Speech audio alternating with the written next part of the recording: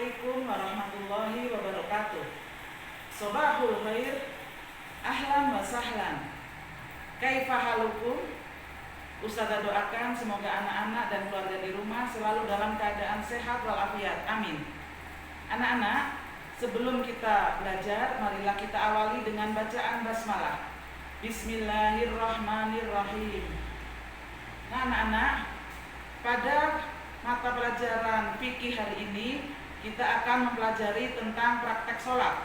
Pada video yang lalu Ustazah menerangkan tentang waktu-waktu sholat, dan sekarang Ustazah akan menerangkan gerakan-gerakan sholat. Silakan anak-anak bisa buka modulnya di halaman 4 sampai 6. Nah, pada sholat, pada gerakan yang pertama, gerakan tegak berdiri. Gerakan tegak berdiri ini termasuk salah satu rukunnya sholat. Hukumnya wajib. Nah, bagaimana jika ada orang tua yang tidak bisa berdiri tegak sambil sholat sambil berdiri? Sholat bisa sambil duduk untuk orang-orang yang sudah lanjut usia. Ya, gerakan tegak berdiri. Yang kedua, gerakan mengangkat kedua tangan. Gerakan mengangkat kedua tangan ini, anak-anak bisa lihat ujung tangan, ya, boleh di sini, boleh di sini. Ujung jari mendekati di bawah telinga, daun telinga, ya. Tangan menghadap ke kiblat, bukan begini, ya, tapi begini. Bisa begini, bisa begini, ya. Mengangkat kedua tangan sambil mengucap namanya takbiratul ihram, Allahu Akbar. Ya. Yang ketiga, setelah mengangkat kedua tangan, gerakan sedekap dalam sholat. Gerakan sedekap, tangan kiri di atas pusar, tangan kanan di atas tangan kiri. Bisa juga seperti ini, boleh juga di sini, boleh juga lebih turun lagi. Ya. Ini namanya sedekap dalam gerakan sholat. Yang ketiga, yang keempat, sedekap sambil membaca surat doa iftitah, surat Al-Fatihah, ya.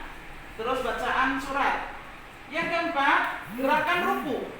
Gerakan ruku dalam sholat ini membungkukkan badan. Ya, gerakan ruku, punggung harus lurus. Punggung harus lurus seperti ini. Jadi istilahnya kalau ada gelas di atasnya, gelasnya tidak miring, ya, jadi lurus, punggungnya lurus, membungkukkan badan, namanya gerakan ruku. Ya. Yang kelima, bangun dari ruku disebut gerakan iktidal, mengangkat kedua tangan sambil mengucapkan sami Allahu liman hamidah. Yang lima, gerakan iktidal. Yang keenam, setelah baca sami Allahu liman hamidah, anak-anak gerakan sujud, ya. Melaksanakan gerakan sujud, turun ke bawah. Yang ketujuh, gerakan duduk di antara dua sujud, ya. Duduk di antara dua sujud namanya duduk iftirosh. Anak-anak bisa buka di modul halaman 6. Duduk iftirosh, setelah membaca doa, anak-anak sujud lagi, sujud yang kedua, ya. Mengucapkan, membaca doa Subhana rabbiyal a'la, ya.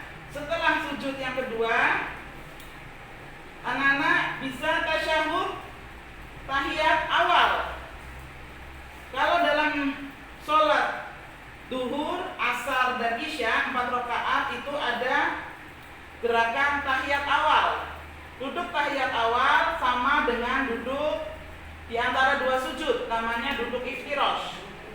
Nah, setelah itu, pada rakaat yang terakhir ada gerakan tasyahud akhir, namanya duduk tawarruk.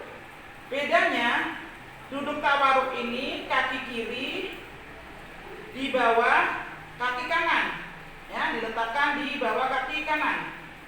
Dan yang terakhir, membaca tasyahud akhir. Yang terakhir, tasyahud akhir ini gerakan menengok ke kanan dan ke kiri sambil mengucapkan salam. Gerakan salam, Assalamualaikum warahmatullahi wabarakatuh. Assalamualaikum warahmatullahi wabarakatuh.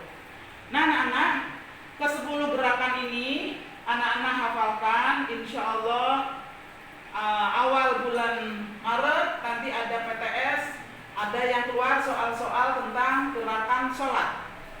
Nah anak-anak, marilah kita akhiri pertemuan ini dengan bacaan hamdalah. Alhamdulillahirabbil alamin.